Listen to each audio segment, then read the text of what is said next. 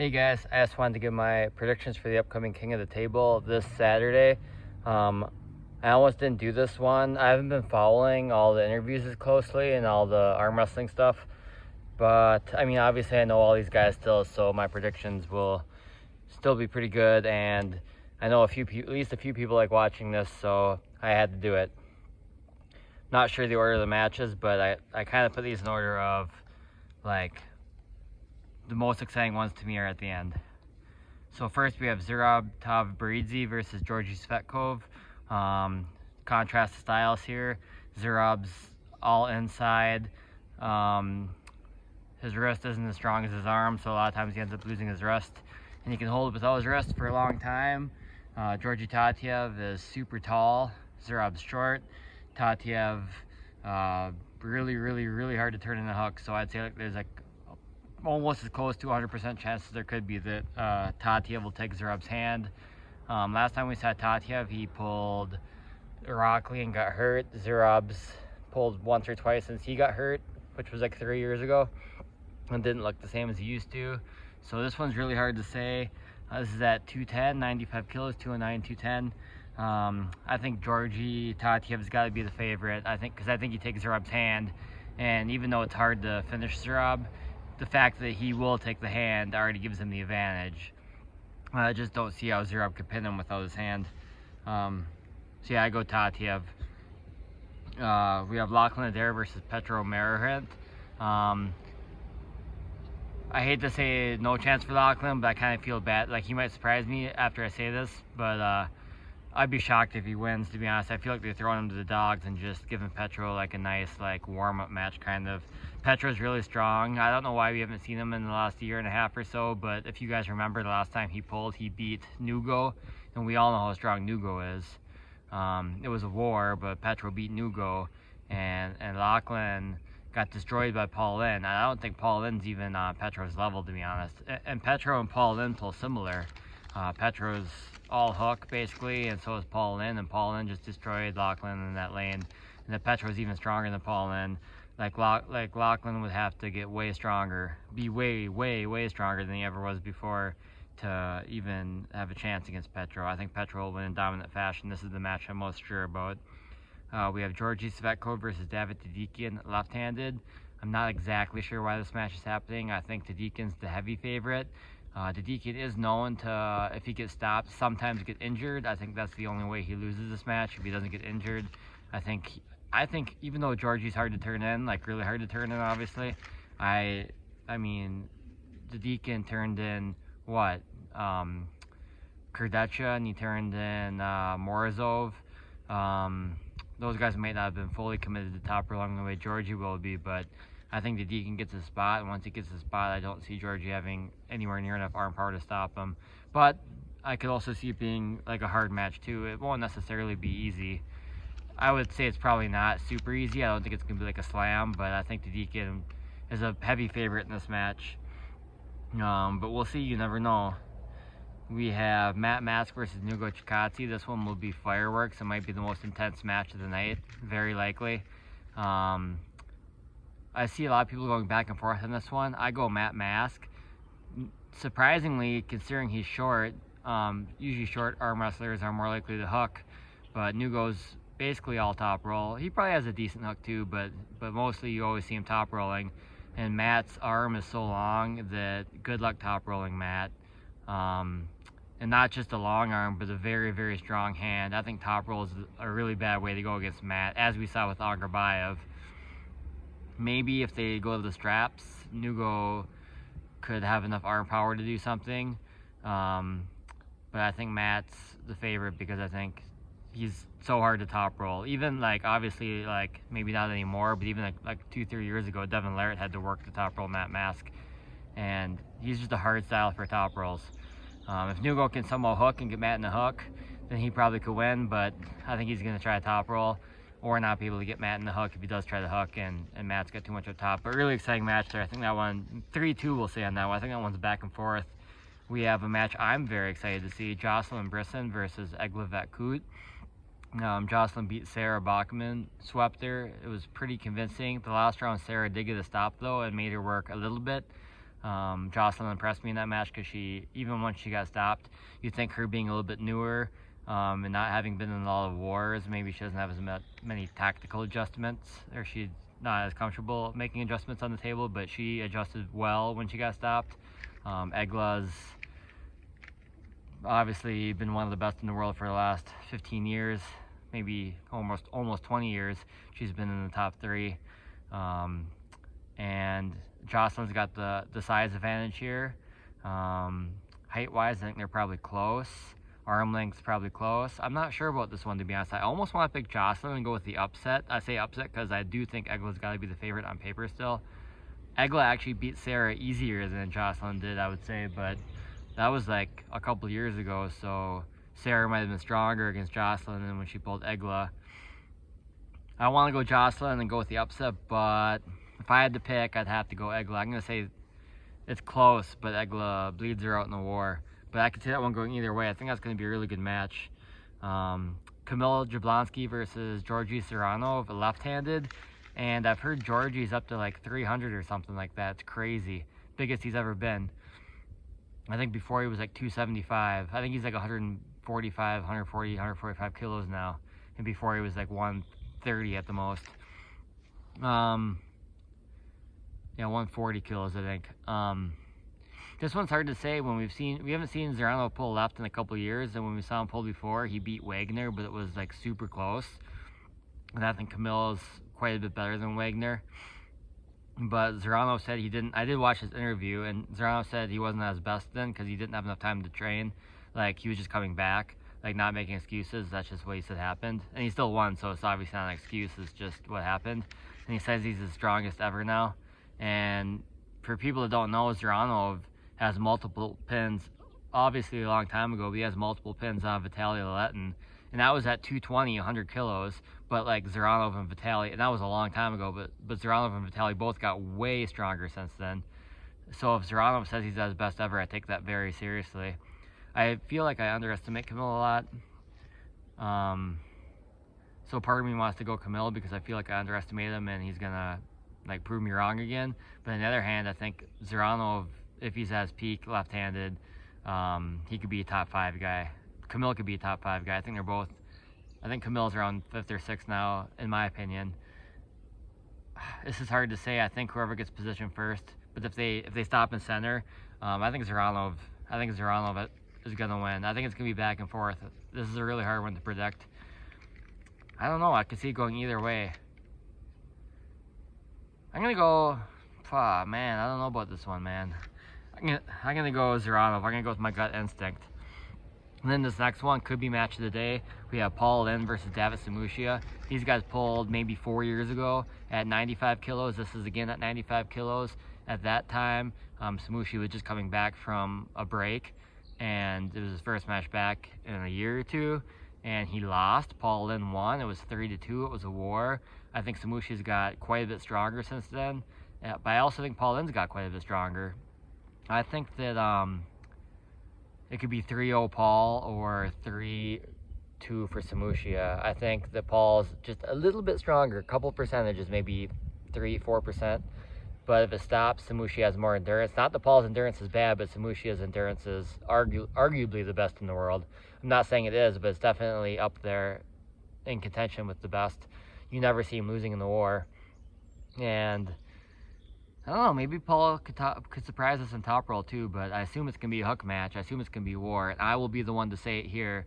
I think the refs are going to call delayed pins, just like they did with Mairo Samusia, just like they did with Paul Lin and Sasho. I think Paul is going to have to bury Samusia for 5 seconds at least before they call a pin, and that could determine the outcome of this match. That being said, I'm going to go Paul Lin. I think it could go either way. It's very close. It'd be exciting to see Samusia win and continue pulling in the 95 kilos. He'll probably be like 90 kilos, I'm guessing, and giving up a little bit of weight, but it'd be fun to see him win and continue climbing in the 95 kilos and see how far I can go in the 95 kilos. He's still going to pull the 85 kilos, but I'm going to say it. I think his run at 95 ends now. Paul Lin's going to send him back to the 85s. But that's like the closest match on the card probably. Then we have Ivan Medashenko versus Sergey Kalashnikov. This is one of the ones I'm also most excited about. Ivan is one of the hardest people in the world to top roll, especially at 115 kilos, which this match is at 115. Kalashnikov has a great top roll, but he also has a good hook. So even if Ivan gets him in the hook, or if Sergey hooks him, it's not like, oh, they're in the hook now, Ivan's gonna win. Kalina can definitely win in the hook too. It's definitely gonna be a war in the hook. And Kalina actually said he's gonna hook. Whether he does or not, we'll have to see. But Kalina said he's gonna hook Ivan because he thinks it's easier just to go and hook with him than it is to top roll him, which I don't think is a bad idea. Kalina is one of my favorite arm wrestlers. I think that he's going to win, but it's going to be very close. I think that he's the real deal. He's got endurance, he's got strength, and he's versatile. He can pull any which way. And Ivan, we haven't seen pull in a couple of years right-handed because he had some injuries. Nothing too serious, I don't think, but some smaller injuries on the right. I'm not sure exactly what. Last time we saw him pull, he beat Kamil easily, like destroyed him. That was a couple of years ago, though. Kalashnikov has also beat Kamil a couple of years ago in a tournament. I think it's going to be a war, and I think Kalina is going to win in the hook. And I'd really like to see whoever wins this match get a crack, maybe at the winner of Segov and Gennady, which I'm going to talk about in a few minutes, or even who else is at 115? I feel like there's someone else I'm forgetting about, but I think that these guys can contend with anyone at 115 besides Devin, obviously. Then we'll go to Gennady Golovkin against Segov. So the thing with this one is Gennady is trying to lose, or is losing, like 50, 60 pounds, like 30, 25 kilos in a couple months, maybe less than a couple months, maybe a month and a half. I'm not exactly sure. So the determining factor here could be how much strength will Gennady lose. He's done massive weight cuts before a long time ago, so he knows how to do it, but I mean, Devin Larratt's like a freak, and he seems to be just as strong when he cut all the weight, if not very, very close. But I still don't think that for the average human being, average being anyone besides Devin, I think that if you lose that much weight, you're going to lose some strength, and maybe even some endurance. You could gain endurance too because you're more like physically fit, like your cardio is better, but losing it that quick could hurt your endurance too. I could see this one going either way, man. I'm going to go Gennady, though. I think that in the interview, they said that because Gennady's coming back from an injured bicep, like Segov's press might cause him trouble because he's going to put the pressure on Gennady's bicep. But I think that Gennady's bicep's healed, and his bicep, when it's healed, is strong. Like, I don't think press is the way to go with Gennady. Not saying you can't beat him that way, obviously, but, like, that's not the best way to go, in my opinion. But if Segov can really get his shoulder in there and like get his shoulder behind his hand, maybe he can beat Gennady. Maybe he can even bleed him out. But historically, Gennady's endurance is, he might lose some with the weight cut, but historically Gennady's endurance is really, really good. Probably one of the best in the world in the super heavyweights. So like endurance isn't necessarily the way to go. I'm gonna go Gennady. That'd be. Not that, obviously Segov's really good, but like if Gennady cuts all that weight and then loses anyways, it'd be kind of sad for him in my opinion. Yeah, this could be a good one. Oh, Dave Chafee's the other 115 guy. I'd like to see, so regardless of who wins, I'd like to see one of these guys either pull the winner of Medashenko versus Kalina, or between Kalina and Ivan, Gennady Segov, one of those winners could also pull Dave Chafee, since Dave Chafee's going back down to 115. If it's Gennady versus Dave, it'd be a good revenge match since they're 2-2 in super match, like 1-1 in super matches. They've had 2 super matches in the last 7 years. I've been wanting to see Kalina versus Dave for a long time, so yeah. Then we got, this will be the main event, but I'm doing it third to last because it's not my personal favorite match. Not that like I don't like it or anything, obviously, but we have Lelettin versus Michael Todd. Lelettin is super confident. It's possible he could flash Michael Todd, but it's hard to flash Michael Todd. And people are saying, like, if the match stops, how is Vitaly going to beat Michael Todd? Because, like, Michael's so hard to pin, and you basically have to have a press to pin him, and Vitaly doesn't historically have a press, so he might have trouble pinning him if it stops, and there's a fairly good chance it stops, like at least 40 or 50%. I gotta go Vitaly though. I think that one, like I'd say probably not, but there is a chance, maybe 10% that he could not let Michael Todd slip. Obviously, that's very hard to do, so I'm only saying 10%, but there is a chance still. It's not impossible. Like I'd say more than 1%. I'd say 10% that he holds on to Michael and at least gets 1 or 2 pins with those straps. Maybe he can just pin the fingers even. And then if it does stop, and pinning him without the straps might not be a flash either, but if he gets him low and then does like a small transition, you never know. Like Vitaly's grip strength, if anyone can hold on to Michael Todd, it would be Vitaly. He would be the one. And then in the straps, I think in the straps, I would say that probably Michael does get a stop. I'd say the chances of Vitaly flashes him are only like 25%. So then 10% pinning him without the straps, 25% flashing him. That gives Vitaly a 35% chance right there of winning. And then we'll say if it stops, we'll say, I'm not going to be able to do the math here, but if it stops, we'll say 60% Michael Todd wins. And then overall, I think that gives the edge to Vitaly. But, yeah, I don't know those percentages right there, but I think it could be a brutal war, but like people saying Vitaly doesn't have a press, he won't be able to finish him. Maybe historically he hasn't had those things, but I think that he knows what he's getting into and he will have all the tools that he needs to win. He's going to prepare smart. Vitaly is a smart arm wrestler and he's going to prepare properly. And I just have a lot of confidence in Vitaly. He's rising, maybe not to the top, but to the top 3.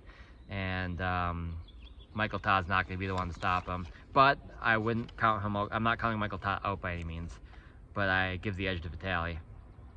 We have Todd Hutchings versus Rustam Babayev. I went back and forth in my mind on this one. They've pulled, so like pin-wise, it's 8 Rustam, 0 Todd. Rustam's beat him 8 times before. But as impressive as that sounds, and it is, the first time was way back in 05. It was at 86 kilos. Todd was a lot smaller. And obviously that was like 20 years ago. And Rustam beat him. And then the next time was, I think it was 2018 in a super match at 95 kilos, which this is also at 95 kilos. And Rustam flashed him 6 times, which it was impressive. And I'm not making excuses for Todd, but if I remember correctly, Todd took that match on pretty short notice. And I just feel like Todd wasn't at his best.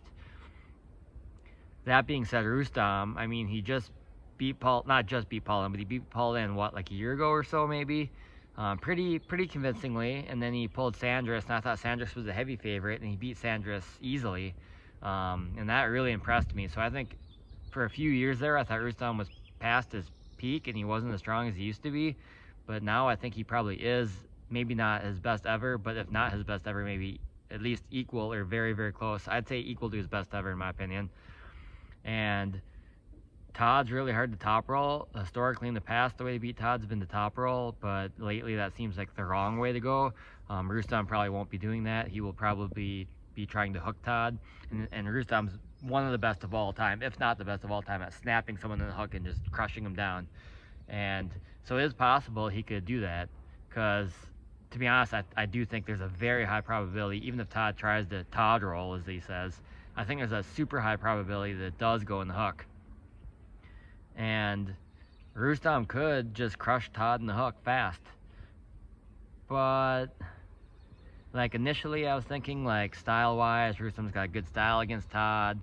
Might just be a weird style for Todd, and I gotta go Rustam. But I think because this is best, it's the title shot, right? So you gotta get 4 wins. It's best of 7.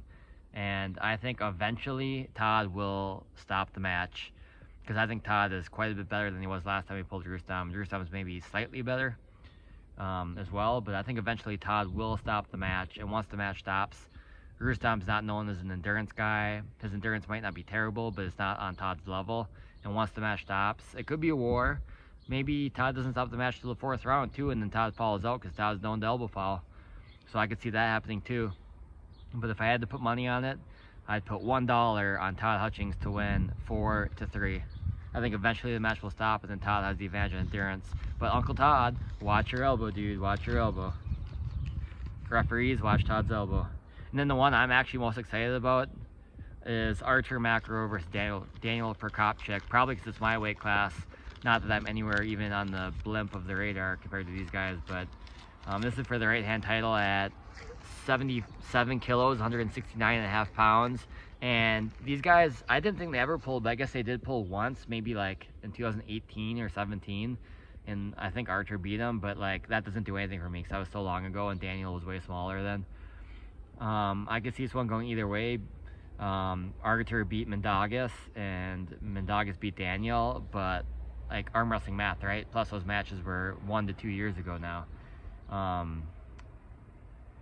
And that was like the first time Daniel ever lost to Mendagas too, so you could say like maybe it was a fluke or whatever. And then Daniel also beat Alan Zoloev, who always beats Artur. So arm wrestling math, you can't really go off that stuff. You gotta look at the styles. I don't know, man. I feel like the way to beat, historically the way to beat Artur is the top roll, but now I'm actually thinking maybe Hook's better because he stopped Mendagas' top roll, and I don't think, maybe close, but I don't think Daniel's top roll is as good as Mendagas'. Close, probably close, because Daniel's got so much back pressure, even if he gets opened up a little bit, and so much pronation. But and then when Artur did lose most recently, it was against Cherkasov, and it was in the hook. But I don't think Daniel will be able to hook. I don't think he'll be able to turn Artur into a hook. Man, I actually didn't make a prediction on this one until right now, but I'm going to go Artur because I just think that Daniel's going to struggle. If he gets him in the hook, I think Daniel might win, but I don't think he'll be able to get there. And yeah, I think Artur is just, I think he's going to defend the title. I'm not really sure. I can't give too many details about that match. I could see it going either way.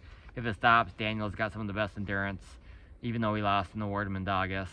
But Artur's looked impressive lately. He's been on a run. I feel like since he's getting paid, he's really taking his training to the next level, and I think that Artur's just going to keep the ball rolling and he's going to win this one. So I'll go over these matches again quick. Yeah, and Artur and Daniel, whoever wins, I'm not really sure who they're going to face next. Cherkasov would be a good one, even though he lost to Mendagas, because you could make a case for Cherkasov to be #1 in the world right now because he beat Artur after Artur became the East vs. West champion. He beat Artur at A1. So Cherkasov's not the champion because he didn't beat him at East versus West in the super match. Or they could pull Mendagas again. I'm not really sure what the winner of this one will have next for him, but I'll give percentages now and give my predictions again now quickly. So we have Zurab versus Georgi Tatiev. I'll go 65% for Georgi Tatiev. Petro Marahint versus Lachlan Adair. I'll go like 97% for Petro. We have David Deakin versus Georgi Svetkov. I'll go 75% to Deakin. He really impressed me last time. So Matt Mask 60% over Nugo. Brisson versus Egla. I think will be a war, but Egla outlasts her. Even though Brisson looks pretty good for being newer, not that she's new, but newer. I think Egla's still got obviously more technique. I'm gonna go Egla 55%. I think that's close. Ziranov over Camille 51%. And those matches could be quick between those two, but I think it'll be back and forth, and Ziranov wins 3-2. Paulin over Samushia 50.5 to 49.5. That's like the closest one. Kalina Kalinachenko, I call him Kalina over Medashenko. Boy, I'm gonna go 60-40. I got faith in Kalina. He's one of my favorite arm wrestlers. I got faith in him. Gennady over Saigov 55-45, because we don't know how much strength Gennady will keep cutting the weight. Laletin over Todd, I'll go 60-40. Hutchings over Rustam, I'll go 55-45. Eventually Todd will stop it, and once he stops, he should be able to win. But like if he's already down 2-0, 3-0, and then he finally stops it, maybe he follows out. And then Artur Makarov over Daniel, 53-47. And also one last thing, if I change any of my predictions, I'll put that in the description or the top comment, but I will be super unlikely to change more than one or maybe two. Thanks for watching if you made it this far, and yeah.